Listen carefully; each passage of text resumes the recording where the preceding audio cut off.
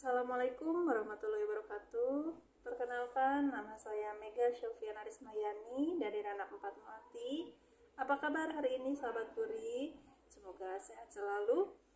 Pada kesempatan kali ini saya akan menjelaskan atau kita sama-sama akan belajar kembali terkait emboli. Emboli, apakah sudah ada yang tahu teman-teman Puri? Apa itu emboli? Yuk kita belajar kembali ya.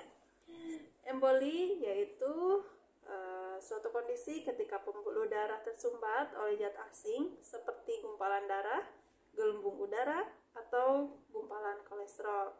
Kondisi ini sangat berbahaya dan harus segera diatasi, terutama bila terjadi di paru-paru, otak, atau jantung. Adapun penyebab yang sudah saya sebutkan tadi, yang pertama karena gas ya. Gelembung gas atau udara yang menyebabkan penyumbatan di pembuluh darah terjadi pada penyakit dekompresi. Kondisi ini biasanya dialami oleh penyelam yang terlalu cepat naik ke permukaan. Yang kedua, gumpalan darah. Pembekuan darah umumnya berlangsung secara alami saat terjadi luka. Namun, pembekuan darah juga bisa terjadi tanpa adanya luka. Misalnya, pada kehamilan, obesitas, penyakit jantung, atau kanker. Nah, yang ketiga, bisa disebabkan oleh kolesterol. Gumpalan kolesterol bisa terbentuk dari penumpukan plak di dinding pembuluh darah, atau bisa kita sebut aterosklerosis. Kolesterol dari plak aterosklerosis dapat terlepas ke aliran darah, lalu tersangkut dan menyumbat di pembuluh darah. Ini bisa terjadi emboli juga. Yang keempat, bisa disebabkan oleh lemak. Sumsum tulang mengandung banyak lemak. Patah tulang yang parah dapat membuat lemak di dalam sumsum tulang tersebut terlepas lalu masuk ke dalam pembuluh darah dan dapat mengakibatkan lemak tersebut menyumbat di pembuluh darah sehingga terjadilah emboli. Yang kelima, air ketuban. Nah, kasus ini sebelumnya itu jarang terjadi. Namun, meski jarang, air ketuban dapat masuk ke pembuluh darah ibu dan dapat menyebabkan penyumbatan. Nah, adapun faktor resiko pada emboli. Yang pertama, merokok. Yang kedua, berusia 60 tahun atau lebih. Yang ketiga, sedang hamil. Yang keempat, mengalami berat badan berlebih atau obesitas.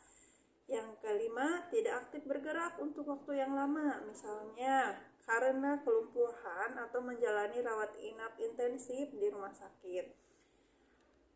Adapun gejala pada kasus emboli biasanya tergantung pada jenis dan lokasi pembuluh darah yang mana yang tersumbat. Namun, gejala pada emboli yang terjadi di pembuluh darah arteri pada tangan atau kaki, biasanya tangan dan kaki tersebut akan terasa dingin dan pucat. Otot terasa lemah dan sulit bergerak, otot kram atau kedutan, otot kera nyeri pada saat berjalan, dan mati rasa atau kesemutan. Nah, sebelumnya itu kan di daerah arteri ya. Yang kedua ini ada bisa terjadi juga emboli pada vena ternyata teman-teman. Nah, gimana sih tanda gejala pada penyumbatan atau emboli pada vena? Kurang lebihnya sama seperti sebelumnya di arteri. Namun untuk spesifiknya pada emboli pada vena akan menimbulkan bengkak dan nyeri pada salah satu kaki. Terus sakit di area yang tersumbat, rasa hangat di area yang mengalami penyumbatan, dan kemerahan pada kulit kaki yang terkena emboli. Nah, seperti yang sudah dijelaskan sebelumnya, bahwa emboli juga bisa menimbulkan kondisi yang sangat berbahaya apabila terjadi di paru, otak, dan jantung.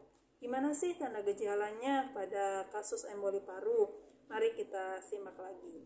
Untuk yang pertama, emboli pada paru akan menimbulkan gejala nyeri dada, sesak nafas, batuk berdarah, pusing, keringat dingin, kulit kebiruan atau sianosis, detak jantung cepat atau tidak beraturan atau takikardi, dan terakhir penurunan kesadaran atau pingsan. Yang kedua, emboli pada otak atau stroke bisa ditandai dengan wajah tidak simetris atau pelok, kelumpuhan pada anggota tubuh, dan bicara cadel atau melantur. Yang ketiga, emboli pada jantung atau serangan jantung bisa menimbulkan gejala nyeri dada, sesak nafas, mual, dan keringat dingin. Nah, begitu teman-teman untuk pembahasan pada kali ini. Semoga bermanfaat, semoga bisa diaplikasikan pada kasus-kasus yang ada di rumah sakit. Kurang lebihnya, Mega mohon maaf. Semoga bermanfaat. Wassalamualaikum warahmatullahi wabarakatuh.